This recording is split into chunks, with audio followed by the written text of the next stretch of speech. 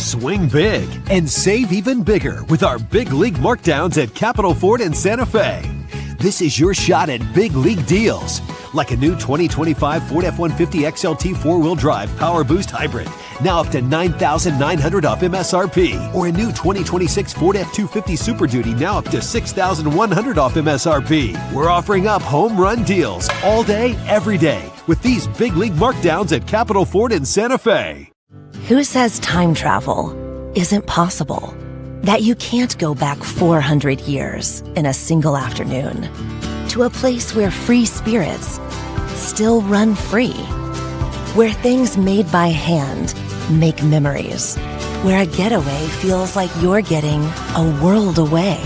There are so many things that make the city different, and so much more waiting to be uncovered.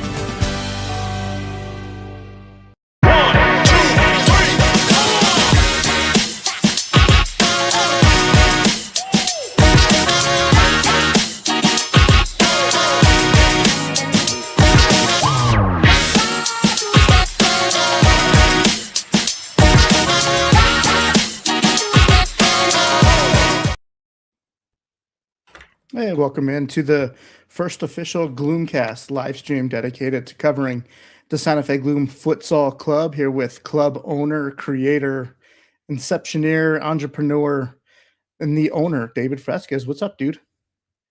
Moulton, thanks for having me, man. Good intro, by the way. Good commercials.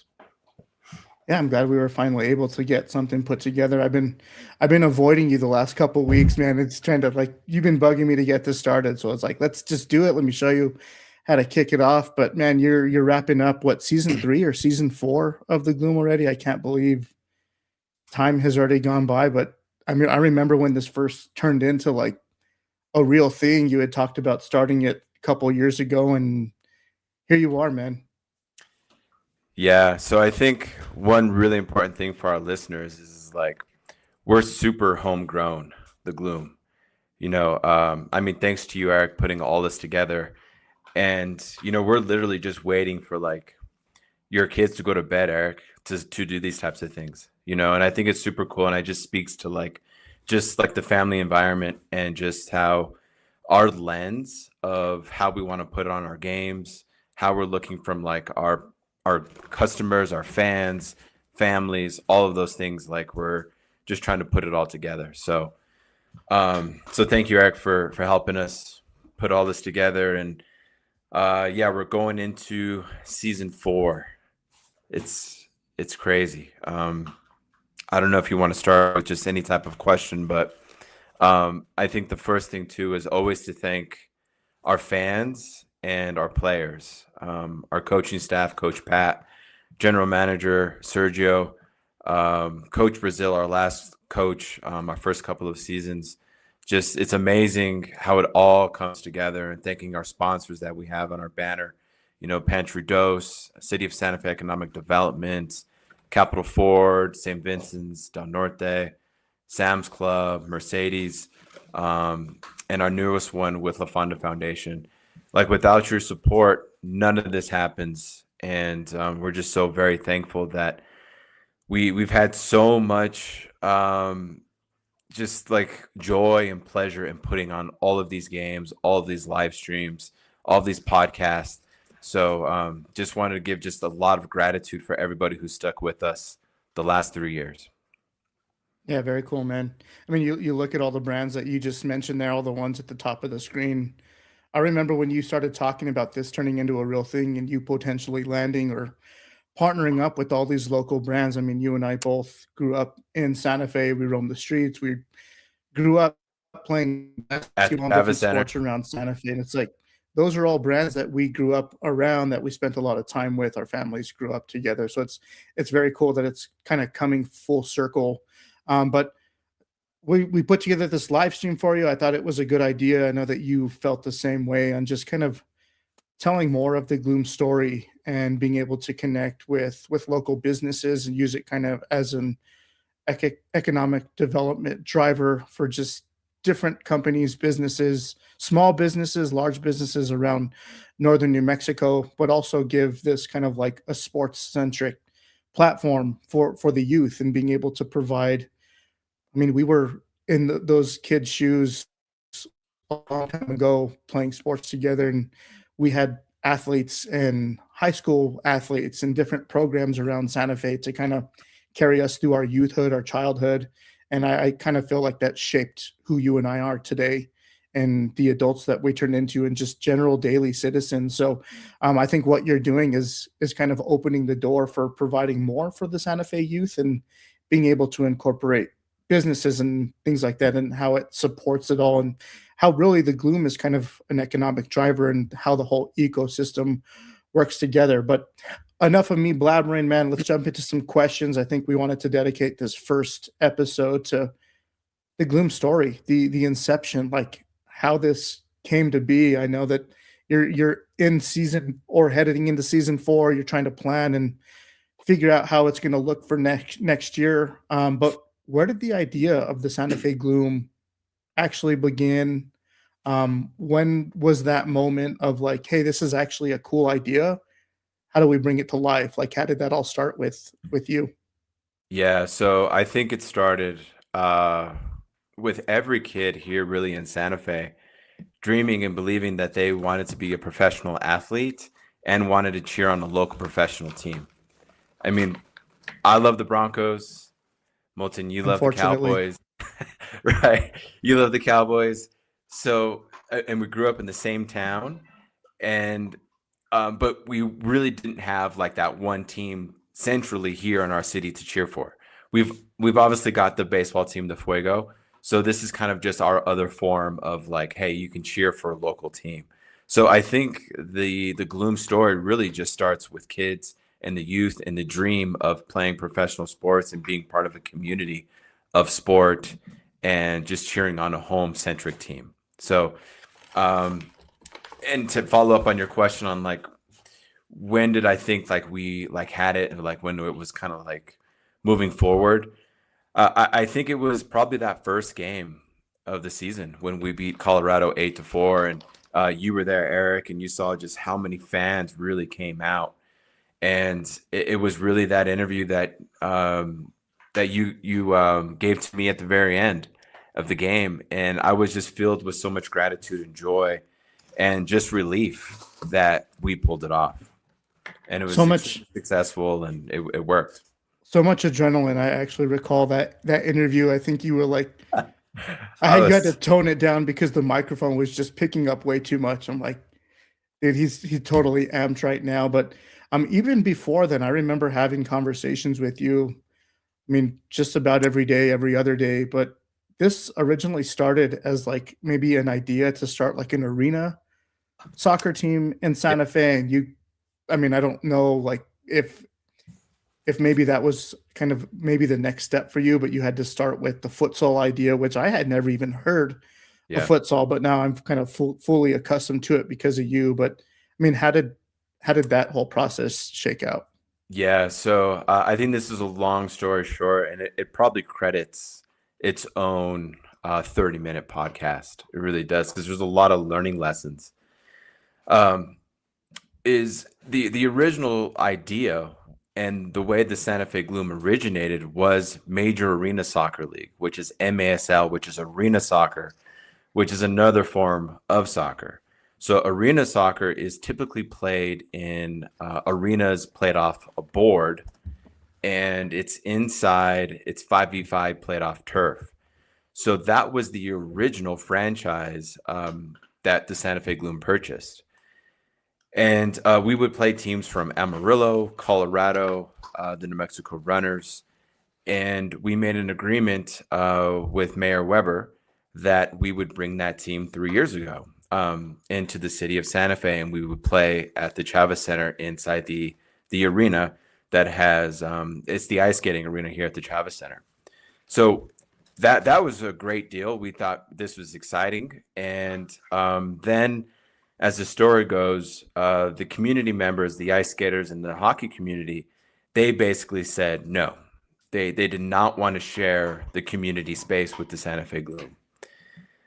And I think, like, looking back on it, it was I just growing up here and playing sports and just being a community member, going off to college and then coming back to Santa Fe, playing youth sports, Santa Fe as a whole and the community had always shown me personally lots of love.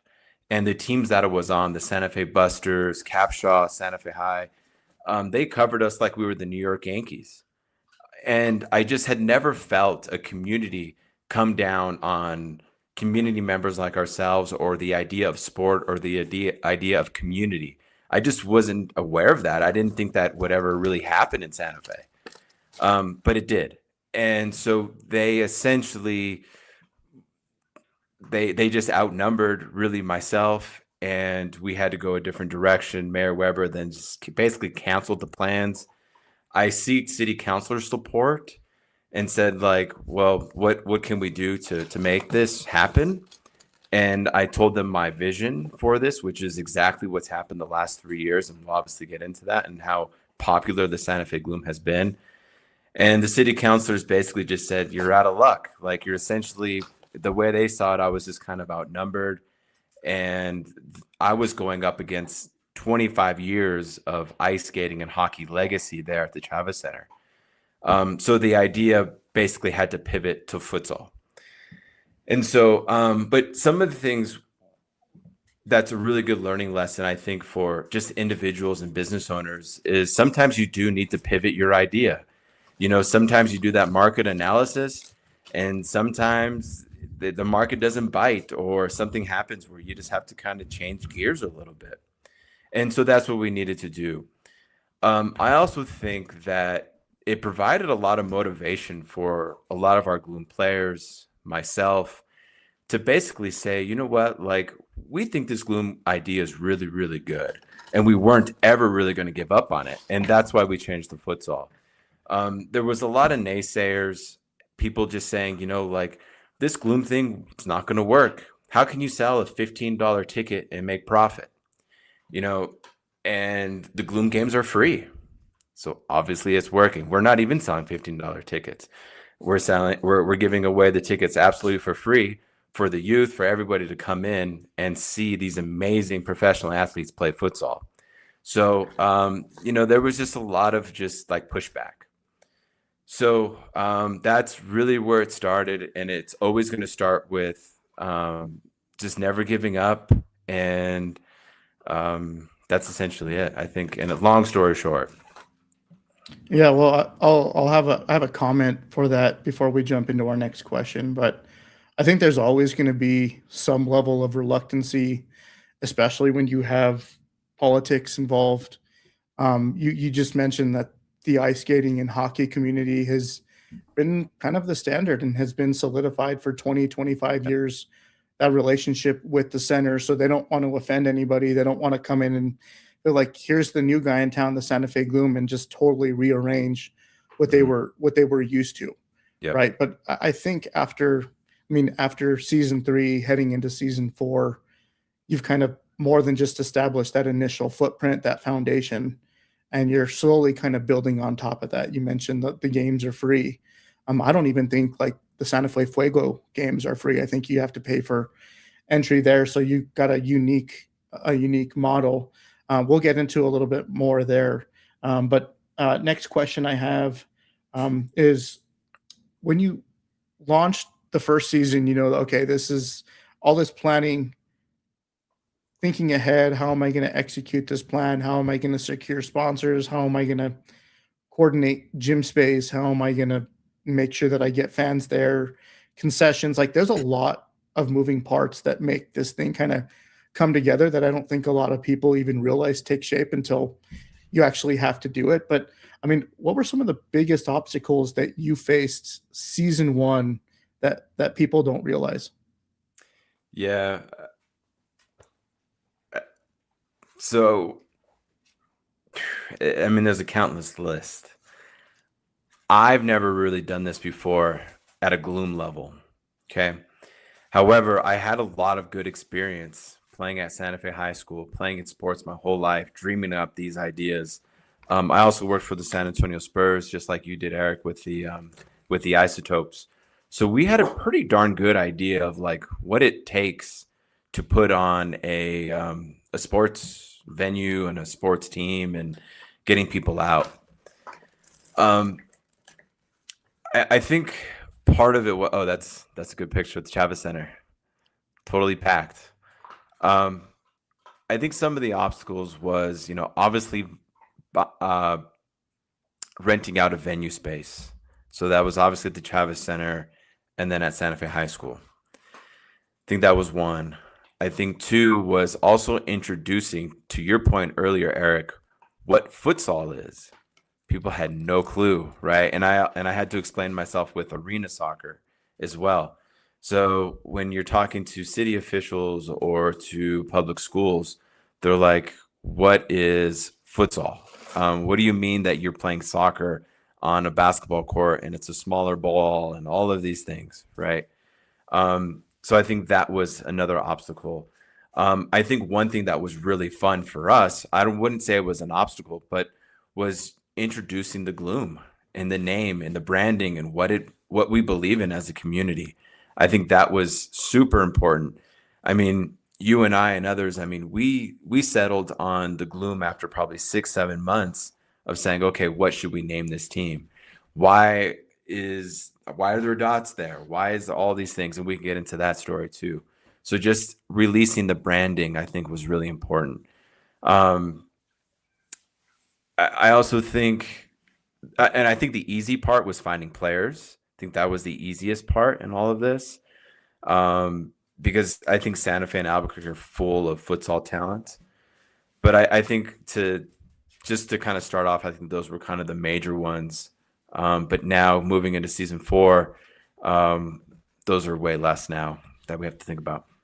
Yeah, cool. Yeah, you're touching a bunch of topics too with like the branding and the logo and how everything came together. And just for people that are watching or tune in a little bit later, like this is going to be a whole summer series dedicated to the GloomCast of kind of painting that picture for you guys, getting familiar with, again, futsal, what the Gloom is, how to kind of partner, how to get involved, things like that.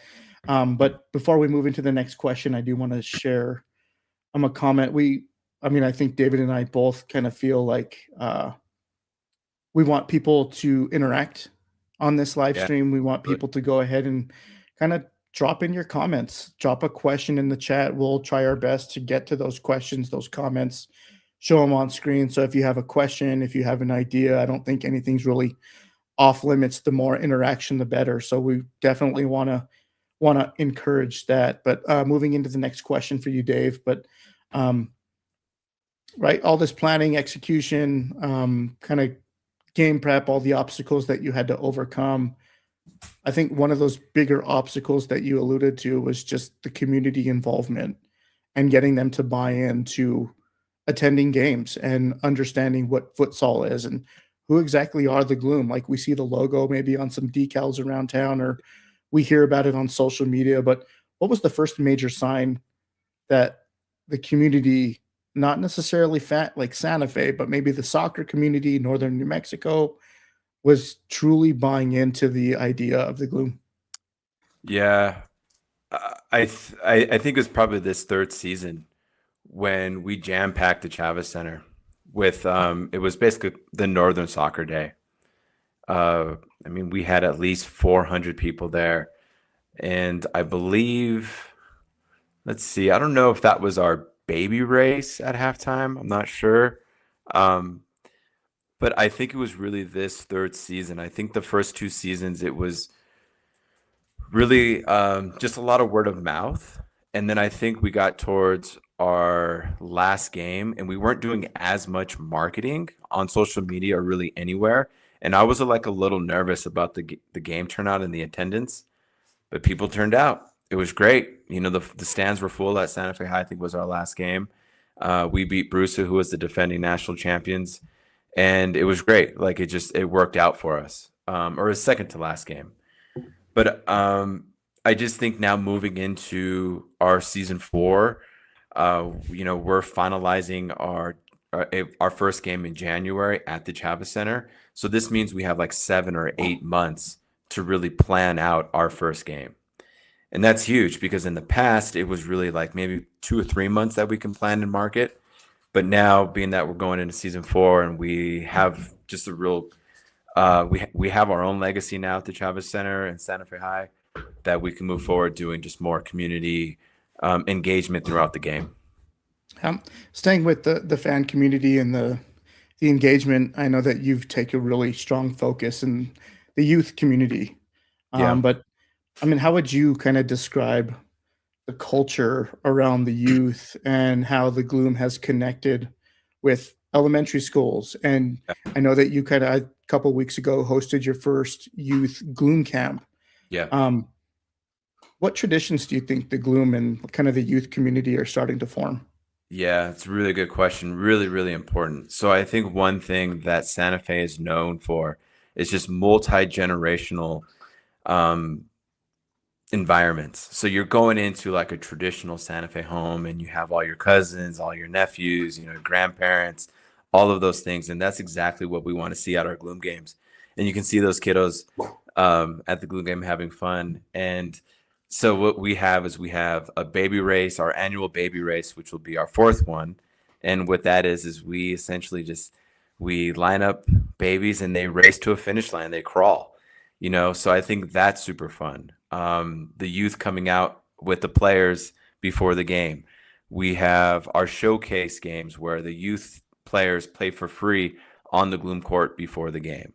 So I think those are all great traditions. Now at the Chavez Center, we've realized that we can rent out all 3 courts and we could have 3 youth games going on at the same time. So that's 6 teams going at once right before the Gloom game. So that's super cool. I hope that really answers your question, Eric. Like we're just super youth oriented, and I love that we can marry professional sports with the youth. Another thing too, this is kind of an inside funny story, that at the Chavez Center, we have our Gloom tunnel, but we had youth players just playing pickup games during the Gloom game. And the announcer and the referee they told me, they're like, yeah, that's probably not going to fly. You're not going to be able to allow those kids to do that. Well, I didn't have the heart to tell them no. I really didn't. So I just kind of ignored it and just let them play, because Moulton, I know for sure that if the Gloom was playing when we were kids, we would be doing the same thing. We didn't want to be disappointed. We wanted to go out and play. So they played the first half. Yeah, you could see them back there. That's exactly it. So it worked the first half. I guess the reason why it worked in my mind, and I don't want to give away any trade secrets, but I guess they had to stop the ball at one time because the kiddos' ball came into the Gloom court, and they stopped the fast break for the other team. So it worked out pretty good for us. But then it was the second half, and Sergio, our general manager, came over to me. He's like, hey, man, I know you want those kids to play, but you probably need to tell them to stop, because if that ball rolls over this time around, it's going to stop our fast break. So then I told the announcer, I was like, all right, well, they've had their fun the first half, so let's just cut it and let's just try to figure out the next time around how we do this. But that's how committed we are to the youth. Yeah, the kids are helping out with some of that hometown cooking. That's right. Yeah, so that's right. So I mean, I that's what we want. We want to bring smiling faces, and we just wanted to have fun. And then the other thing too, which is really interesting, and because I've talked to some of the Gloom parents about this in Northern Soccer, and I said, was that okay that we had the kids playing? And they're like, yeah, we really liked it because we could focus on the game as parents, but we knew our kids were really close to us. So I thought that was kind of cool. We're going to have to rearrange it, unfortunately, to figure something out. But that just kind of goes to show, we just wanted to make it work for everybody. Yeah, I think you got to figure out how to make that work to continue it. Because I'll tell a short story, and maybe you're familiar with it too. But I mean, growing up in Santa Fe, every Thursday, Friday night, Santa Fe High or Capital was playing a basketball game, right? And the whole family would go. But I remember going and playing basketball with my friends up on the upper level at Santa Fe High. Yeah. Someone would bring a basketball, and we were using the pull-up bars as a hoop. Oh, yeah. So I know that they were doing that back then. So that's kind of similar, right? Obviously, we weren't in the way of the game or anything like that. But maybe kind of transitioning that question into more of a general youth and sports. question, but I know that you and I have our kind of our DNA was growing up and playing AAU basketball, playing middle school basketball with each other, and then playing high school basketball against each other. But we all also played, like, I played baseball, you played soccer in college. But just sports is a foundation of growing up and shaping adults, right? Teaching kids how to lose with dignity, how to win with class, um, creating like generational friendships. Like, I've known you since fourth grade, and I would have never met you if it wasn't for sports. So, I mean, maybe your take on how the Gloom can kind of shape some of the youth of the future and what kind of opportunities that sports in general, maybe not the Gloom necessarily, but sports in general, the opportunities that it creates for the Santa Fe youth. Yeah, I think there's like some crazy business statistics saying that like it's like 90% of like Fortune 500 CEOs have some type of like sports background, you know? So I think that's really cool. I know myself, Pat, and Sergio, we are now kind of brainstorming a youth academy as well for the Gloom, an extension for us to build the Gloom officially with the youth. So I think what it does, it just develops us, and it keeps us extremely competitive, I feel like. And sports, there's losing, and you learn how to come back from loss. You learn obviously teamwork. I think there's just so much that sports does for young kids that translates to career success for sure. I mean, I can name countless things, but those are things that just kind of come to mind. And I mean, I don't know where we'd be if we didn't play sports as kids. You know, we wouldn't be as successful now. We probably would have gotten in a lot more trouble. And I think it's just a good thing to have. Yeah, I couldn't agree with you more, man. But we are running up against 30 minutes here. We've got time for maybe one or two more questions, but just as a reminder to viewers, watchers, we're gonna turn this into kind of like a whole summer season of episodes. We got a bunch of questions. The first episode was dedicated to covering kind of the inception of the Gloom, the story that started it all, but we'll continue to carry over and build off the last episodes. And Dave, I think you're probably planning to get on some really cool guests, Gloom players, businesses that are involved around Santa Fe, and maybe other team leaders, league leaders around the futsal and like the soccer arena, to kind of keep the conversation go as we build. But signing off with this last question, what lessons did this season 3 expose to you that will shape season 4 and beyond for the Gloom? Yeah, Coach Pat, you're gonna be real proud of me for this one. I think discipline and accountability. I think that's what it is, and I think that's what we're going to be all about for season 4.